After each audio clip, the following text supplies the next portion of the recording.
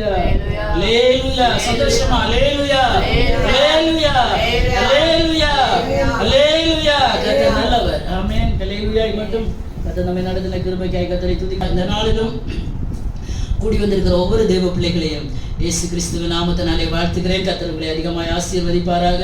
ஒரு பழைய பாடலில் ஒரு அடியை பாடிவிட்டு செய்திக்கு நேராக கடந்து செல்லலாம் என்று இருக்கிறேன். மிக வேகமாக சுருக்கமாக சொல்லி முடிக்க கர்த்தர் உங்களை நான் வாஞ்சிக்கிறேன். ராஜாதி ராஜன் தேவாதி தேவன் வேகம் வருகின்றாரே என்கிறதான பாடல் எத்தனை பேருக்கு தெரியும். இந்த பழைய பாடல் ஒரு சில சரணங்களை பாடிவிட்டு கர்த்தருடைய வார்த்தைக்கு நேராக நாம் கடந்து செல்லலாம். ராஜாதி ராஜன் தேவாதி தேவன் வேகம் வருகின்றாரே.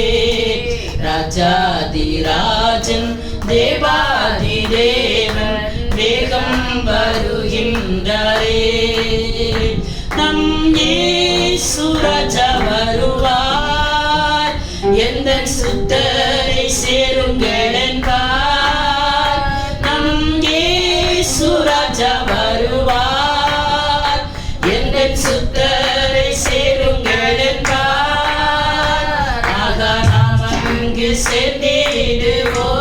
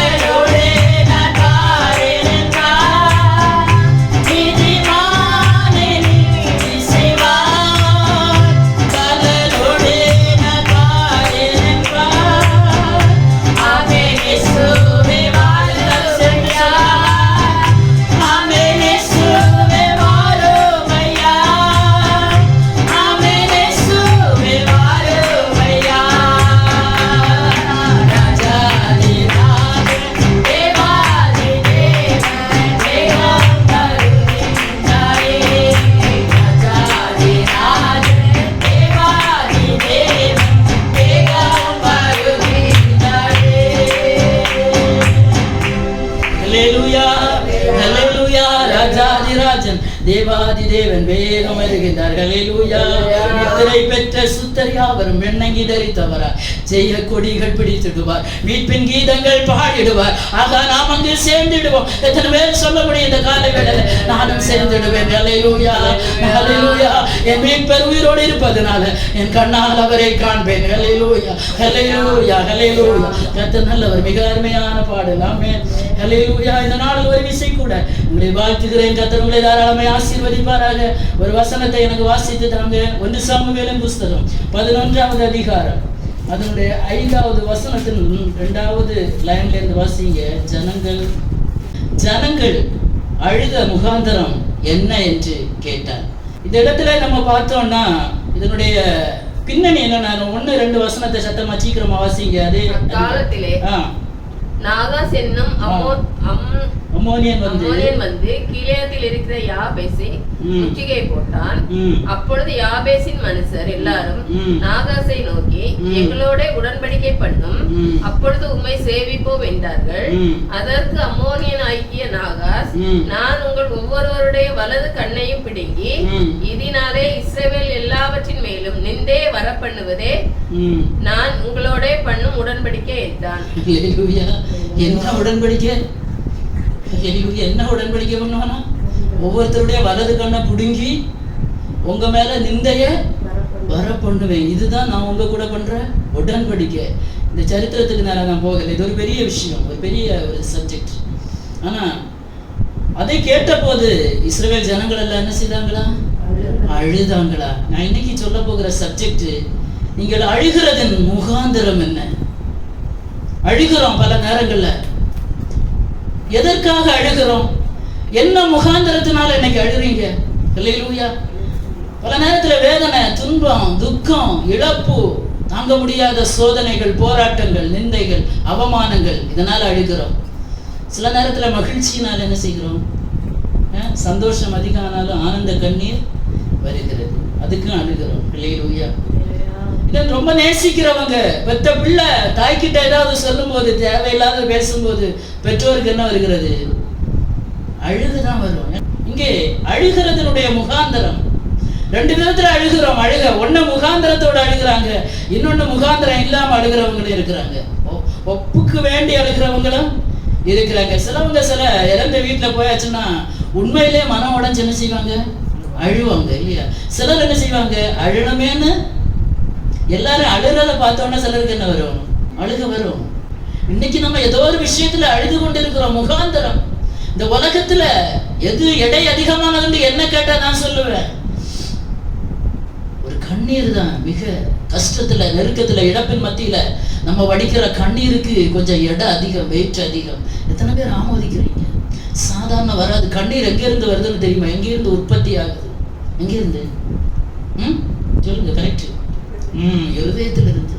இருதயம் தாங்கு அளவுக்கு என்ன செய்யும்? தாங்கும். அதுவும் பெண்களுக்கு ஒரு விசேஷத்த குணம் என்னன்னா, ரொம்ப தாங்குவாங்க. முடியாத கண்டிஷன் வரும்போது அது சொல்ல, இது என்னால முடியாது, நீ கொஞ்சம் அழுது கண்ணீர் விட்டு உன் சோகத்தை, உன் ஏக்கத்தை, உன் வேதனையை நீ என்ன செய்துக்கோ? குறைச்சிக்கோ. அல்லேலூயா.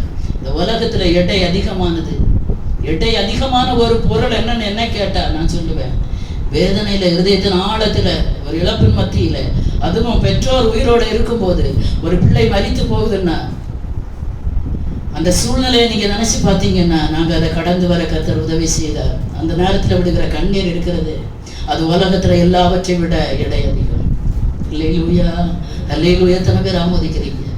ஆனா சில சூழ்நிலைகள்ல சந்தோஷத்தின் பெருக்கினால கண்ணீர் விடுகிறோமே, அது எடை கொஞ்சம் குறைவுதான். அந்த இடம் கொஞ்சம் என்னதான்? குறைதான். அதை அடுத்த நாள் நம்ம சிரிச்சுட்டு போயிடுவோம். இது அப்படி இல்லை. இது நாளத்துல ஒரு துக்கம். இன்னைக்கு நான் கேட்கிறேன், பரிசுத்த ஆவியானவர் கேட்கிறார், நீங்க அழுகிற முகாந்திரம் என்ன? முகாந்திரம் இல்லாமல் அழுது அது வேஸ்ட். ஏதோ ஒரு காரியத்துக்காக அழுறீங்கன்னா அதற்கு கண்டிப்பா பதில் உண்டு. எத்தனை பேர் ஆமோதிக்கிறீங்க? பைபிள்ல முகாந்திரத்தோட அழுதவங்க இருக்கிறாங்க.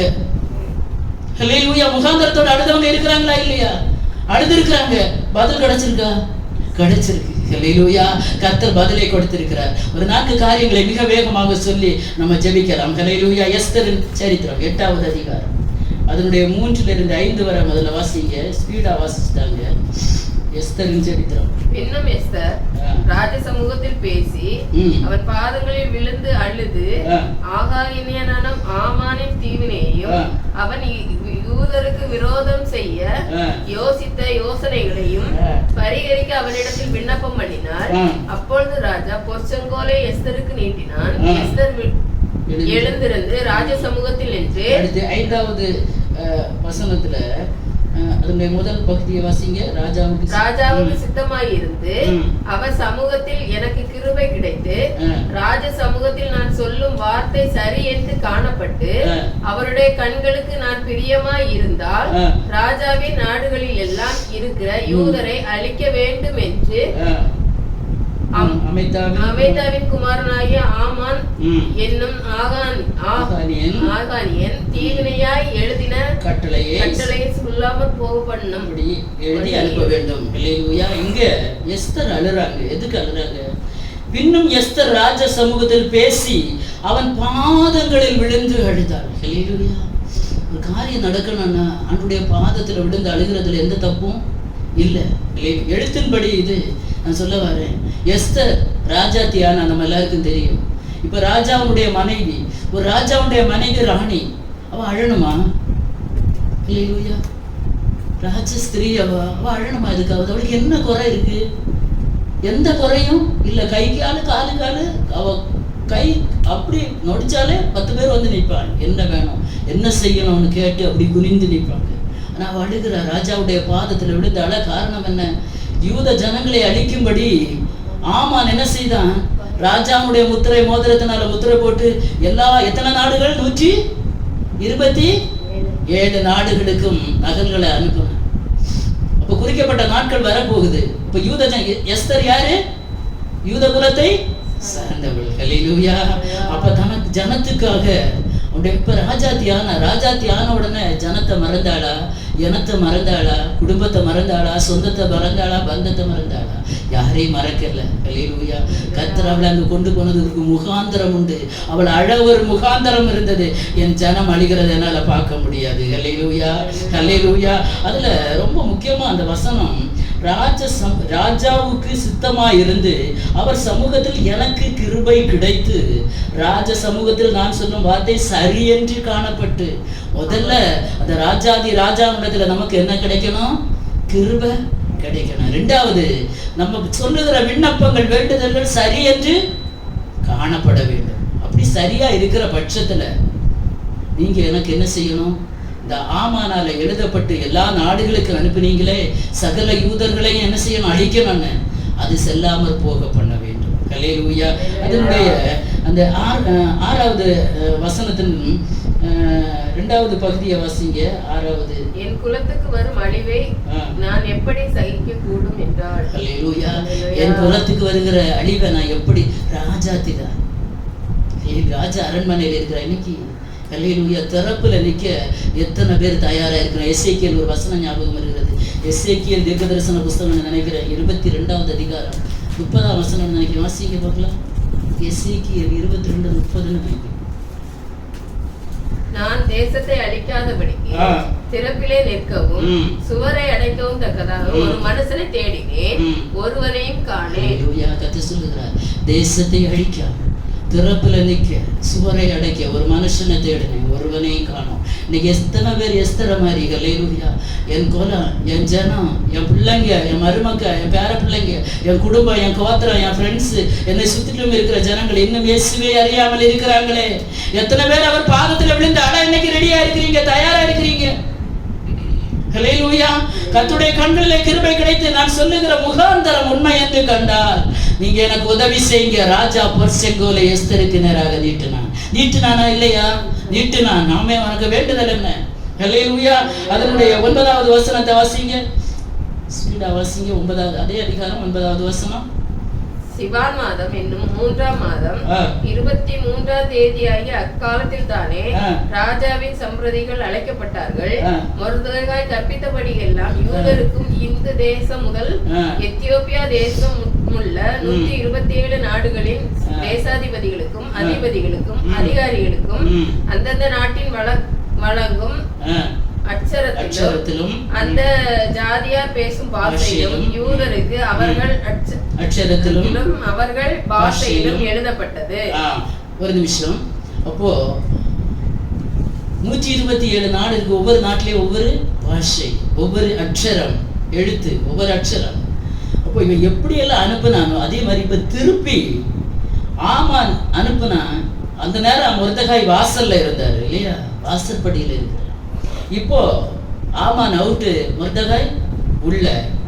இப்போ ராஜாவுடைய அதே முத்திரை மோதிரத்தை கொண்டு எல்லா நாடுகளுக்கும் எழுதி அனுப்புற அதே ஒவ்வொருவருடைய பாஷையிலும் அக்ஷரம், தமிழ்னா தமிழ், இங்கிலீஷ்னா இங்கிலீஷ், மலையாளம்னா மலையாளி, ஹிந்தியா, பெங்காலியா, மராட்டியா, குஜராத்தியா, எந்த பாஷையோ அந்த பாஷையில எழுதி ஒவ்வொரு நாடுகளுக்கு அனுப்பியாச்சு. என்ன அனுப்புறாங்க? யூதருக்கு விடுதலை. ஹல்லேலூயா. தேவ பிள்ளைகளே, முகாந்தரத்தோட தெய்வ சமூகத்துல ஜெபிச்சீங்கன்னா அவருடைய பாதத்துல விழுந்து அழக்கூட நம்ம என்ன செய்யக்கூடாது, தயங்கக்கூடாது. ஒரு எஸ்தர் ராஜாத்தி தான், அவ புருஷன் தான். அகாஸ்வேர் யாரு தான்? புருஷனுடைய பாதத்துல விழுந்து அழுவோமா? இதுக்காவது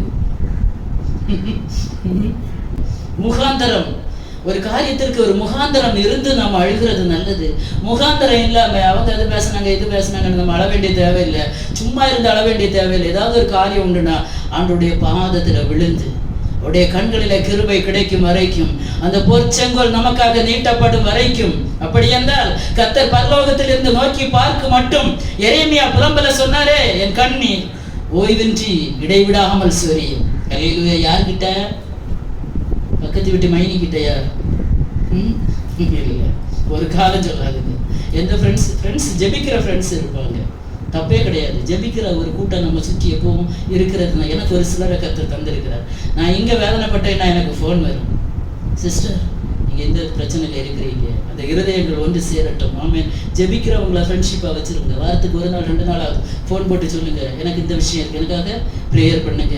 அடுத்தவங்கள்ட்ட போய் அழுதுட்டு நிற்காதுங்க. அதை சொல்லிட்டு கடைசியாக தனிமையில் தேவ சமூகத்தில் போய் விழுங்க பாதத்தில். அப்பா, அவர் முகாந்தரத்தோடு தான் வந்திருக்கிறேன், இந்த காரியத்தில் எனக்கு இறக்கம் செய்யுங்க. ஹல்லேலூயா.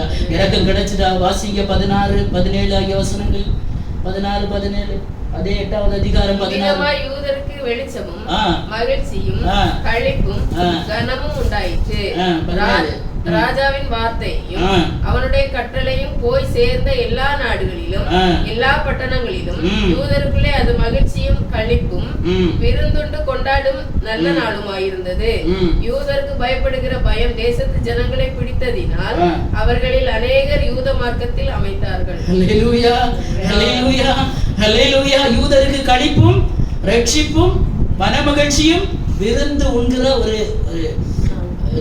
ஃபெஸ்டிவலாக மாறுச்சு. ஏன்னா அன்னைக்கு எல்லாரையும் கொண்டு போடணும்னா அதே நாளில் சொல்லப்பட்டிருந்தது. அதே நாளில் கர்த்தர் நிலைமை என்ன செய்தார்? காரியம் மாறுதலாய் முடிந்தது. உங்கள் வாழ்க்கையில் இன்னைக்கு தேவ சமூகத்தில் கர்த்தருடைய பாதத்தில் எத்தனை பேர் விழுந்து உங்கள் காரியங்களுக்காக அழ இன்னைக்கு தயாராக இருக்கிறீங்களோ, களிப்பும் ரட்சிப்பும் நிச்சயம். ஆமென். ஹல்லேலூயா. அதனால ஜனங்கள் என்ன செய்தாங்களா? யூதருக்கு இந்த மீட்பு கிடைச்ச உடனே பயந்து போய் பலர் யூத மார்க்கத்துக்கு வந்தாங்களாம். ஹல்லேலூயா. இன்னைக்கு கிறிஸ்தவத்துக்கு மாறிக்கொண்டு இருக்கிறவங்களை என்ன செய்யறாங்க? மத மாற்றம்னு சொல்லிட்டு இருக்கிறாங்க. அன்னைக்கு என்ன செய்திருக்காங்க? யாரும் சொல்லி மதம் மாறல. அன்னைக்கு இருந்த ஜனங்கள் ஜாதிகள் என்ன செய்திருக்காங்க?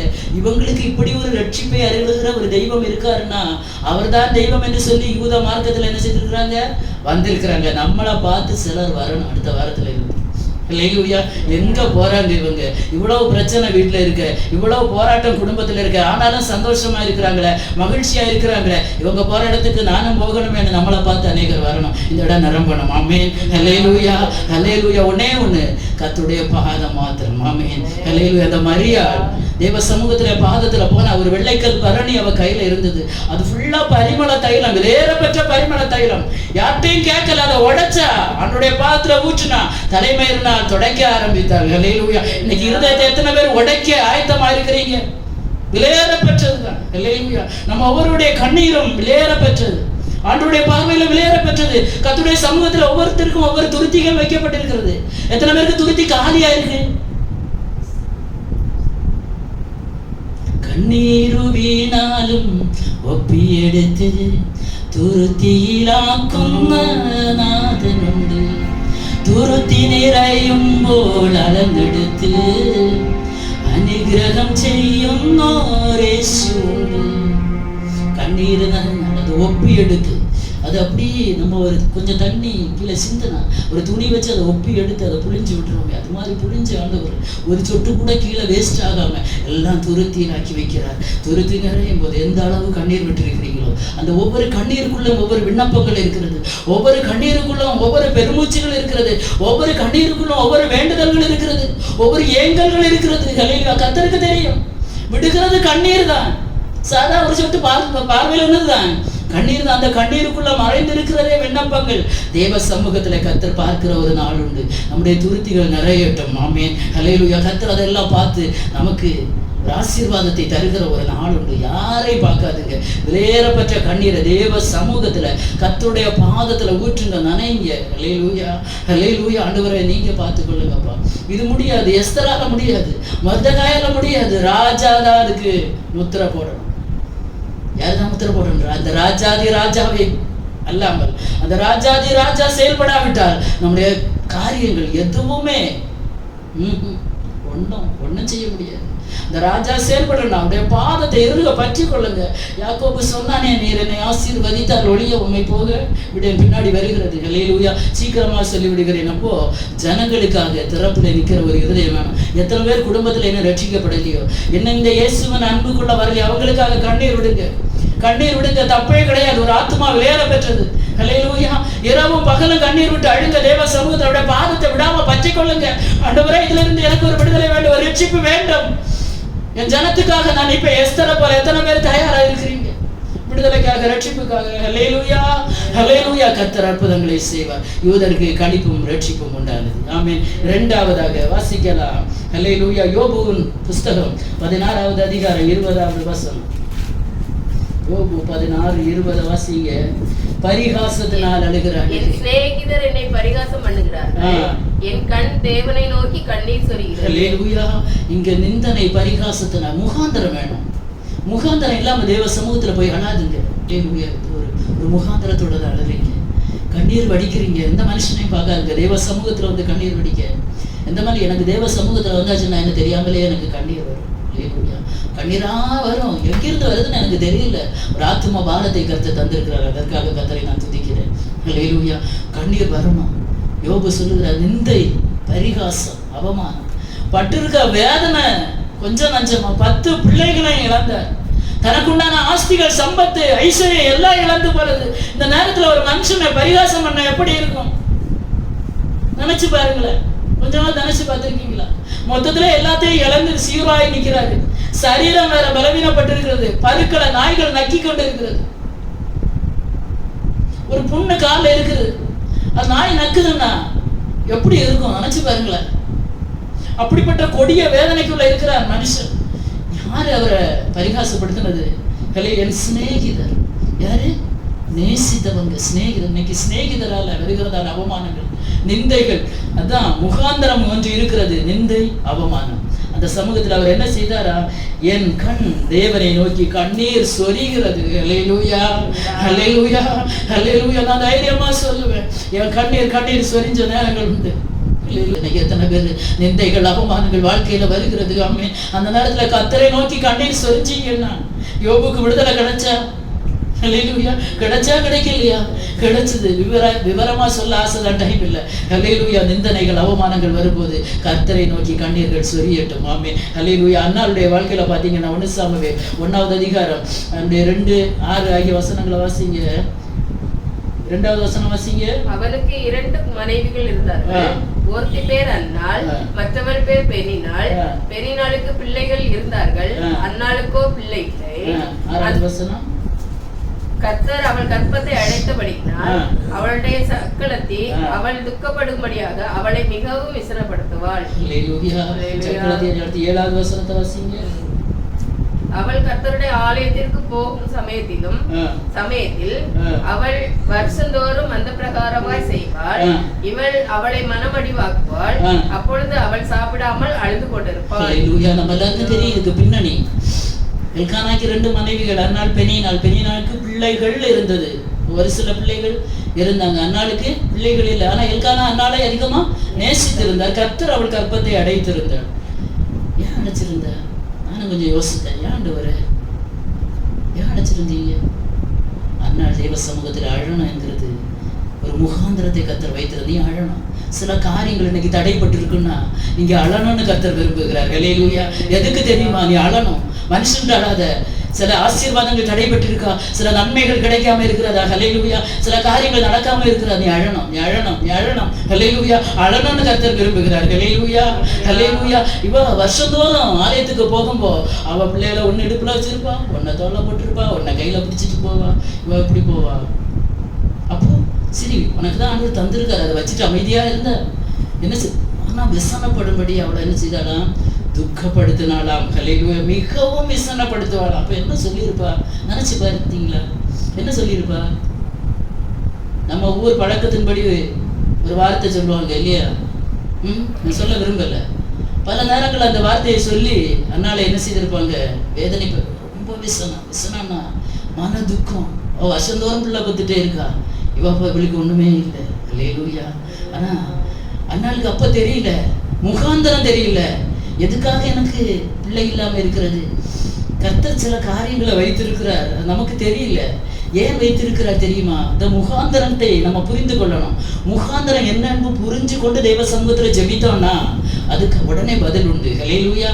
அண்ணாள் முகாந்தரத்தை அறிந்து கொண்டு அவ என்ன செய்தா, தெய்வ சமூகத்துல போய் அழுதாள், ஹல்லேலூயா, ஹல்லேலூயா. எங்க போய் எழுதாங்க? எல்லாரும் எங்கதான் எழுதிருக்காங்க? தேவ சமூகத்துல. தேவ சமூகம்னு சொல்றது கர்த்தரை ஆராதிக்கிற இடம். ஆமே. சில காரியங்கள் வீடுகள்ல நமக்கு ஜெபிச்சு அதுக்கு விடுதலை இல்லையா, தேவ சமூகத்துல வாங்க, ஹல்லேலூயா. தேவ சமூகத்துல வந்து அழுதாள், ஹல்லேலூயா. அன்னாளின் கண்ணீரை கர்த்தர் கண்டாரா, ஒரு சாமுவேலை கொடுத்தார், ஹல்லேலூயா, ஹல்லேலூயா. அதுக்கப்புறம் பிள்ளைகளை கர்த்தர் கொடுத்தார். சில காரியங்களுக்கு நீங்க அழ வேணும், அழணும், அழணும், அழ வேண்டி. சில பிள்ளைகள் அழுது அடம் பிடிச்சு அந்த காரியத்தை என்ன செய்யும், சாதிக்கும், ஹல்லேலூயா. நான் ஸ்கூல்ல வேலை பார்க்கும்போது ஒரு பையன் எனக்கு இன்னைக்கு ஞாபகம், அவன் பேர் ஸ்ரீகாந்த். 5th ஸ்டாண்டர்ட்ல மேக்ஸ் இங்கிலீஷும் 1லேருந்து 5 வரை எனக்கு சப்ஜெக்ட். என்ன மலையாளம் தெரிஞ்சதுனால 2 பிள்ளைகளையும் தமிழ் மலையாளம் சேர்த்து வச்சு எடுக்கணும். அப்போ அவன் எழுதுவான், என்ன எழுதுறான்னு அவனுக்கும் தெரியாது, எனக்கும் தெரியாது. அவன் மலையாளம் என்ன எழுதுறான்னு அவங்கடா இது வந்து வாய்ச்சுனாங்கடா டீச்சர், அது ஏதாவது இருந்தா தானே, ஏபிசிடி எல்லாம் மாத்தி மாத்தி மாத்தி வேர்ட்ஸா. அது மாதிரி மலையாளமும் அப்படிதான். இன்னைக்கு ஞாபகம் வருகிறது. எல்லாம் பார்த்தா அப்படி இருக்கும், பேராகிராஃபா இருக்கும். ஒரு வேர்டு கூட அர்த்தம் உள்ள வேர்டு என்ன செய்யாது, இருக்காது. அப்போ என்ன செய்வோம் தெரியுமா? அப்போ 5ஆம் கிளாஸ் வரை நிற்கிறது, 6லேருந்து தான் பேரண்ட் இப்படி பிடிப்பேன். அப்போ கல்யாணத்துக்கு முன்னே இல்லை, கல்யாணத்துக்கு முன்னே டீச்சர்ஸாக இருந்தால் தெரியும் கொஞ்சம். பிள்ளைகள் அப்படி பட்டி பாம்பா இருக்கும் கிளாஸ்ல. நான் போனேன், pin drop silent. Padma teacher வரணும்டா, எடா பத்மா டீச்சர் வரணும்ல. எத்தனை பேர் நேர்ந்துட்டு இருப்பானோட, இன்னும் வரக்கூடாதுன்னு. அவ்வளோ சொல்லுன்னு போடுவேன். உண்மையை தெரியல, தேவ சமூகத்தில் சொல்றேன். பிடிச்சிட்டு கம்போ இப்படி வாங்கணும் டீச்சர், அழுவான் பாருங்க. ஒரு அழுகை, அந்த அழுகையில சில நேரங்களில் உருகி அடிக்காம விட்ட நேரங்கள் உண்டு. ஏன்னா அவன் அழுக, ஏன்னா அவ்வளவு பம்பர் மாதிரி சுத்துவான். நம்ம இப்படி பிடிச்சா இப்படி வருவான், அப்படி பிடிச்சா அப்படி வருவான். ஆனா ஒண்ணும் தெரியாது. ஒரு மார்க்கு கூட, ஈவன் அந்த பேப்பர்ல எக்ஸாம் எழுதுனா என்ன, பேப்பராக எழுதுவாங்க. நம்ம எதுவுமே வாசிக்க முடியாது. இன்னைக்கு நல்லா இருப்பாங்கன்னு நினைக்கிறேன் அந்த ஒரு பிள்ளை. இந்த பிள்ளைகளுக்காக எல்லாம் ஜெபிப்பேன் அந்த நேரத்துல, இந்த வாலிபத்திலே, ஹல்லேலூயா. ஏன்னா அர்த்தமற்ற, ஆனா அவனுடைய அழுகையின் முகமந்தரம் எனக்கு என்ன செய்கிறது, கொஞ்சம் பாவம் பார்க்க செய்கிறது. அதே மாதிரிதான் சில காரியங்கள், நம்ம சில தப்புகள் செய்கிறோம் சில நேரங்கள்ல. ஆனா தேவ சமூகத்துல அவருடைய காலை பிடிச்சு கெஞ்சிரும் பாருங்களேன். அந்த நேரத்துல கர்த்தர் அந்த அழுகையின் சத்தத்தை கேட்கிறார். அன்னாளுக்கு கர்த்தர் இறங்கினார். ஆமென், ஹல்லேலூயா.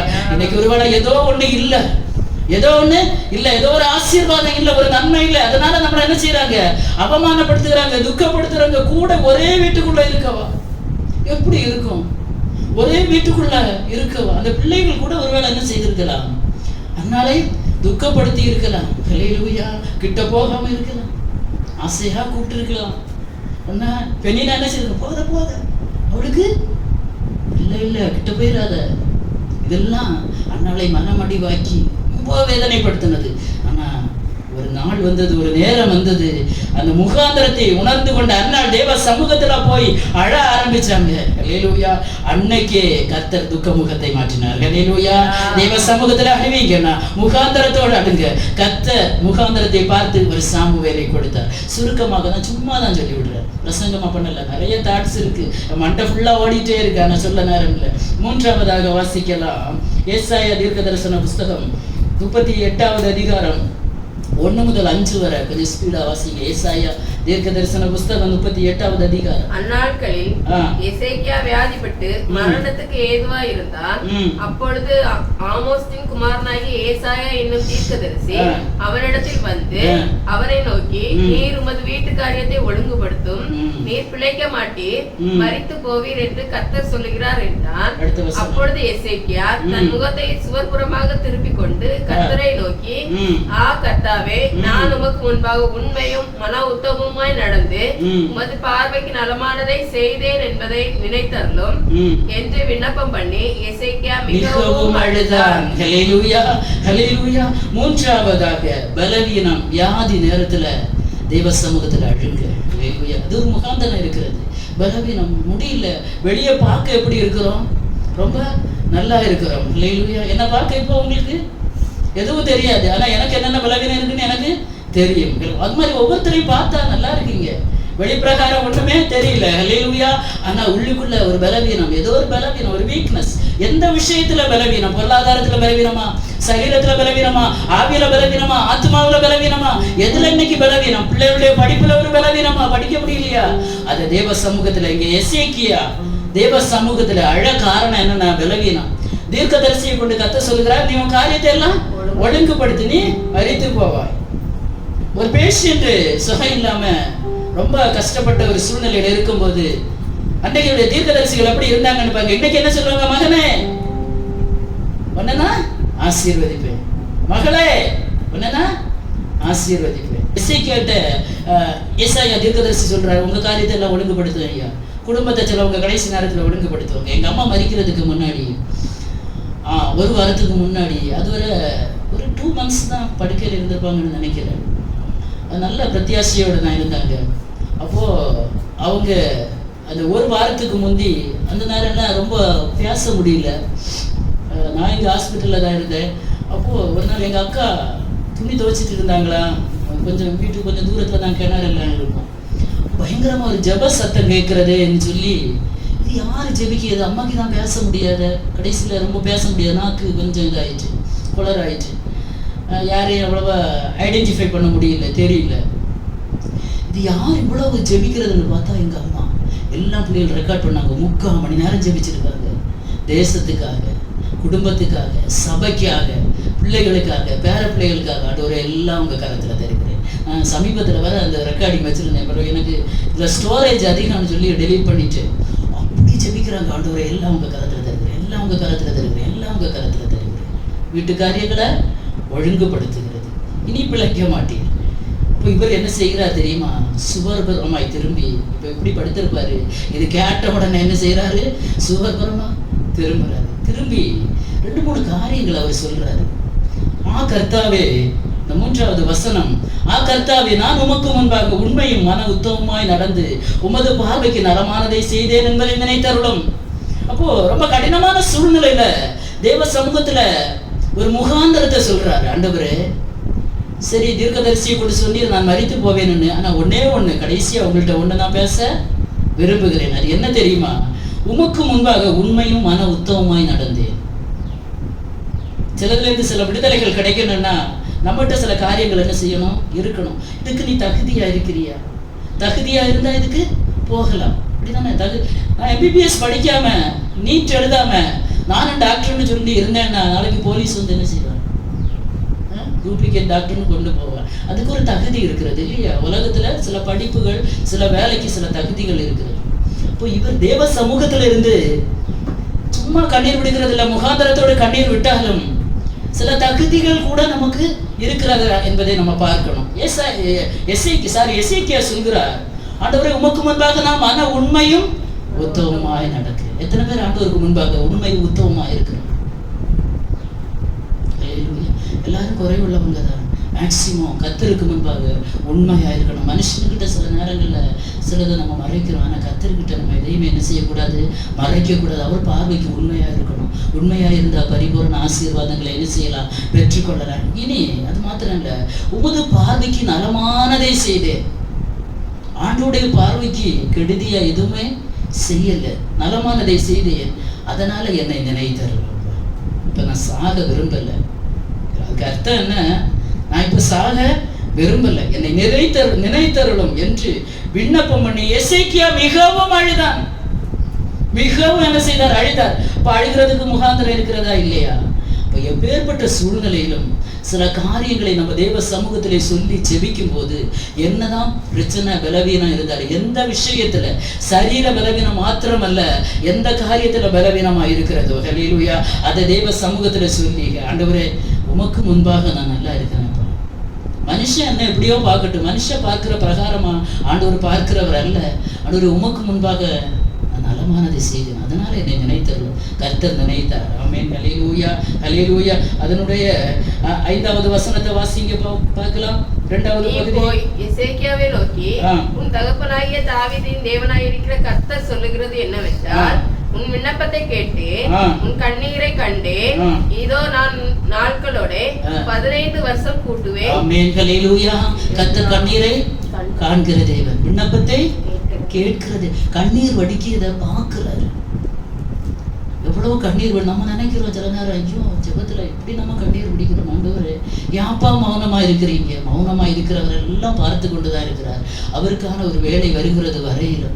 ஆனா ஓய்ந்திருக்க கூடாது. ஹல்லேலூயா. சீயோன் குமாரத்தின் மதிலே உன் கருப்பு விழியை ஓய்ந்திருக்க விடாதே, இரவும் பகலும் நதியளவு கண்ணீர் விடு என்று தீர்க்கதரிசி சொல்லுகிறார். யாருக்காக? ஆத்துமாக்களுக்காக. நம்ம இன்னைக்கு நம்ம வீட்டுக்காக நம்ம குடும்பத்துக்காக மட்டும் ஜெபிக்கிறோம். தெரிஞ்ச அத்தனை பேருக்காக ஒரு ஆத்தும பாரம் ஒவ்வொருத்தருடைய இருதயத்துக்குள்ள என்ன செய்யணும்? வரணும். இங்கே முகாந்தரத்தோடு ஜெபித்தார். ஹல்லேலூயா.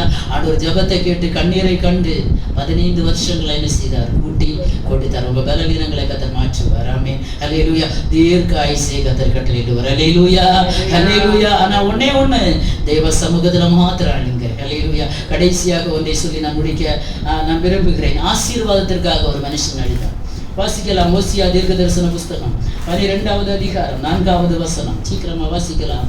ஓசியா தீர்க்க தரிசன புஸ்தகம் 12வது அதிகாரம் 4வது வசனம். அவன் தூதனானவரோடு போராடி மேற்கொண்டார். அழுது அவரை நோக்கி கெஞ்சினான். பெத்தேலிலே அவர் அவனை கண்டு சந்தித்து அவ்விடத்திலும் நம்மோட பேசினார். அவனமே ஆதியாகமத்தின் புஸ்தகம் 32வது அதிகாரத்தை எடுத்து வைத்துக் கொள்ளுங்கள்.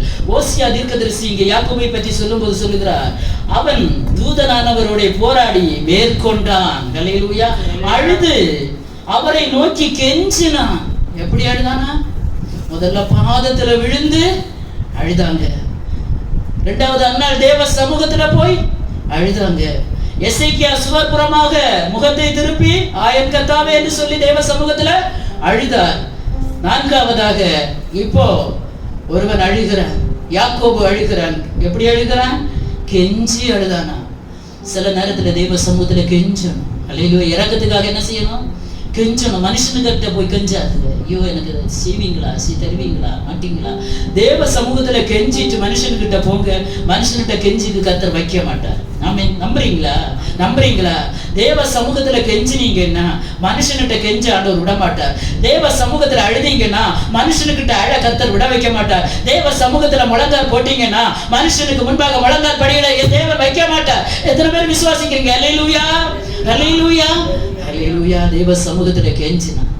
ஆதியாகமத்தின் புஸ்தகம் 32வது அதிகாரத்துல வரும்போது அவன் எல்லாவற்றையும் கொண்டு வந்து யாப்போக்கு ஆற்றண்டையிலே எல்லாவற்றையும் அக்கறைப்படுத்தினான். 2 மனைவிகள், 11 குமாரர்கள், எல்லாவற்றையும் சொல்ல சமயம் இல்லை, எல்லாவற்றையும் யாக்கோபு என்ன செய்தான்?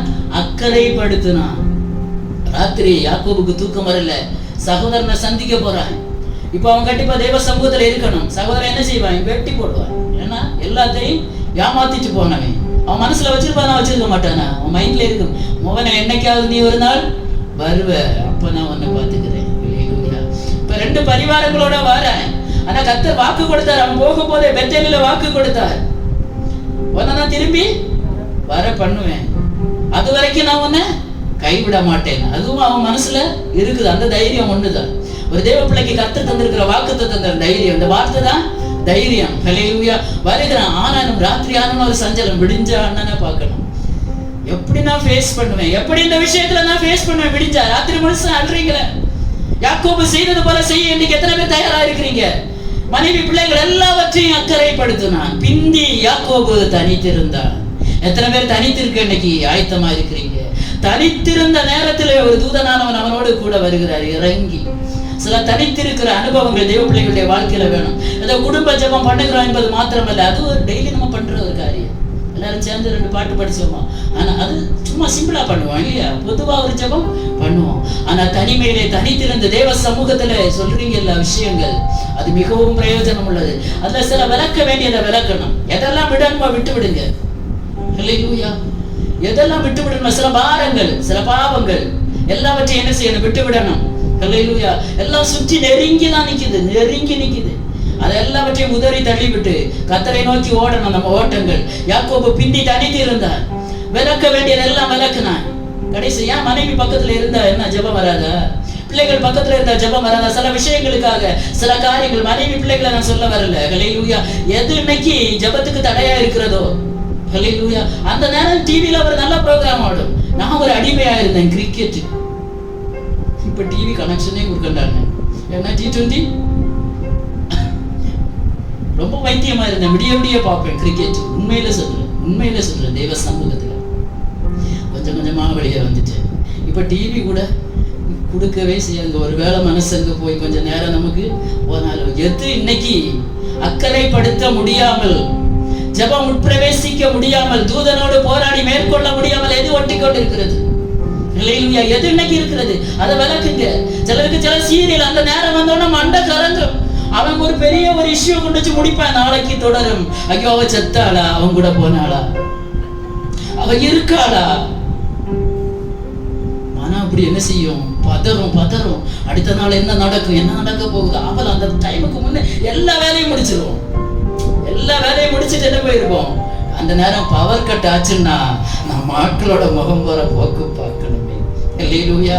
எது இன்னைக்கு ஜெபிக்க விடாதபடி, எது இன்னைக்கு நம்மளை நெருக்கி நிற்கிறது? அக்கறைப்படுத்த வேண்டியது, அப்புறப்படுத்த வேண்டிய சிலரை இன்னைக்கு அக்கறைப்படுத்த, அப்புறப்படுத்த எத்தனை பேர் தயாரா இருக்கிறீங்க? அப்படி இருக்கிற பட்சத்துல ஒருவர் உங்கள் மத்தியில் இறங்கி வருவார். ராமனுக்கும் போராடினான். அவர் பொழுது விடுகிறத என்னை போக விடு. எப்பா நேரம் விடிய போகுதப்பா, என்னை விடுன்னு சொல்றாரு. இல்ல, முடியாது.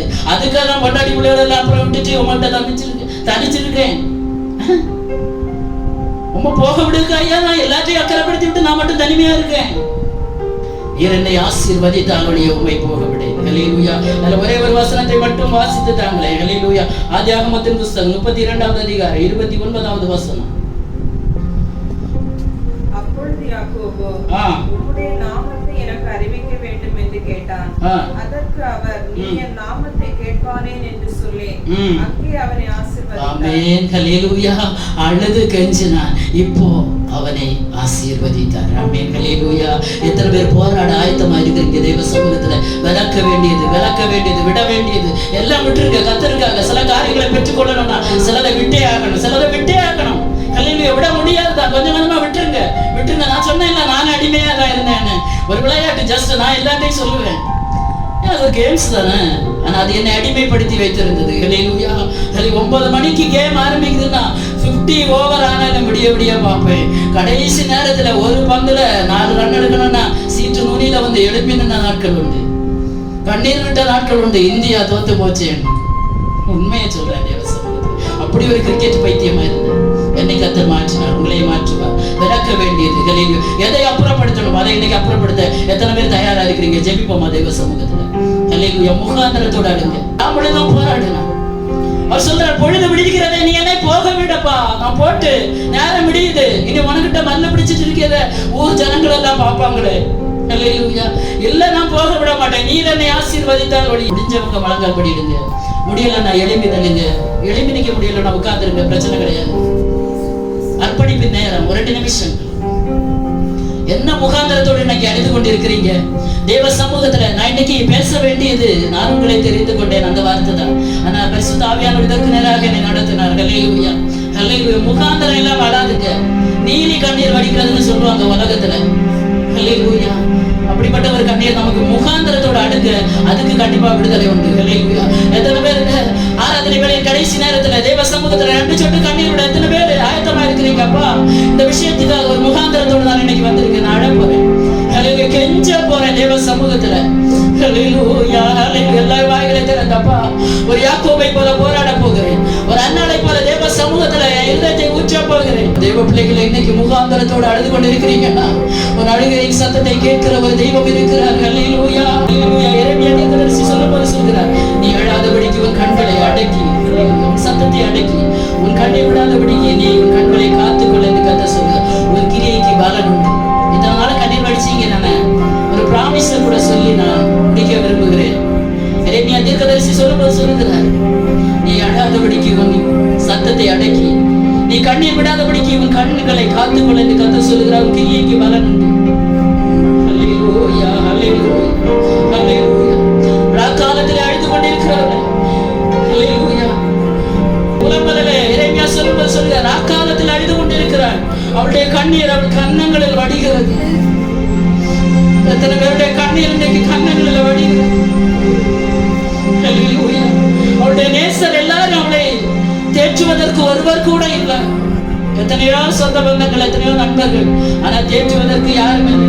அவளுடைய சிநேகிதர் எல்லாரும் அவளுக்கு துரோகிகளும் சத்துருக்களும் ஆனார்கள் என்று வேதம் சொல்கிறது. தெய்வ பிள்ளைகளே, இன்னைக்கு உங்க கண்ணீர் வடிக்கிறத பார்க்க யாரும் இல்லை. எந்த சொந்த பந்தம் இல்லை, கட்டின புருஷன் இல்லை, மனைவி இல்லை, பிள்ளைகள் இல்லை, சொந்த பந்தங்கள் இல்லை, நண்பர்கள் இல்லை. ஆனா கர்த்தர் சொல்லுகிறார், நீ அழாதபடிக்கு இனி நீ அழுதது போதும். உன் கண்களை காத்துக்கொள், உன் கண்ணீருக்கு பலன் உண்டு. ஹல்லேலூயா, ஹல்லேலூயா. கண்ணீர் அவர் துடைத்திடுவார், தம் கரங்களால் தாங்கிடுவார். கண்ணீர் அவர் துடைத்திடுவார், தம் கரங்களால் தாங்கிடுவார்.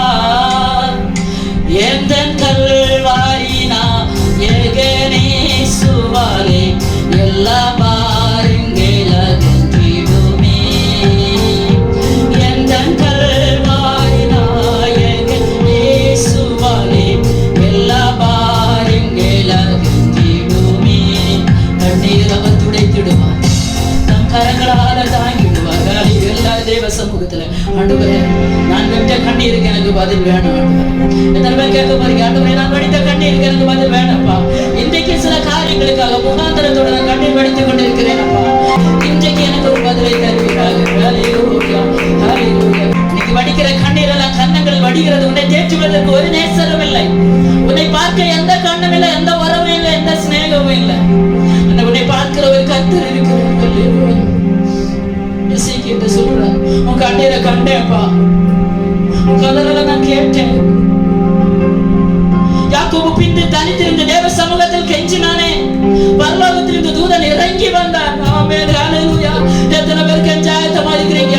உங்களுக்காக ஒரு தூதன் இறங்கி வருவார். ஹல்லேலூயா. அவர் ஆசீர்வாதத்தோடு தான் வருவார். ஆனா கொஞ்சம் போராடிதான் பெற்றுக்கொள்ளணும். ஏன்னா விளக்க வேண்டியது இன்னும் இருக்கு, விட வேண்டியது இன்னும் விடல, இன்னும் விடல, இன்னும் விடல, விட முடியல. ஹல்லேலூயா. தேவ சமுதாயம் அர்ப்பணிங்க. ஆண்டவரே, என்னால இதை விட முடியல, நான் விட ஆசைப்படுகிறேன். இந்த காரியம் உமக்கும் எனக்கும் இடையில என் ஜெபம் கேட்க கூடாதபடிக்கு தடையா இருக்கிறது என்பதை நான் நன்கு அறிந்திருக்கிறேன். ஆண்டவரே, இதை நான் விட ஆசைப்படுகிறேன். ஆராதனை வேளையில அர்ப்பணிங்க. சிலதை விடுங்க, சிலதை அக்கறைப்படுத்துங்க, சிலதை அக்கறைப்படுத்துங்க. அப்பதான் தூதனானவர் வருவார். ஹல்லேலூயா. அக்கறைப்படுத்த வேண்டியதை அக்கறைப்படுத்துங்க, விட வேண்டியதை விடுங்க. தூதன் இறங்கி வருவார். நீர் என்னை ஆசீர்வதித்தால் வழி உம்மை போக விட. எத்தனை பேர் சொல்லுவீங்க இந்த ஆராதனை வேளையில? சபையே, நீர் என்னை ஆசீர்வதித்தால் வழி உம்மை போக விட. கர்த்தர் ஆசீர்வதிக்கிற தேவன். ஹல்லேலூயா. பொழுது விடுகிறது, நேரம் பிந்தி போச்சு.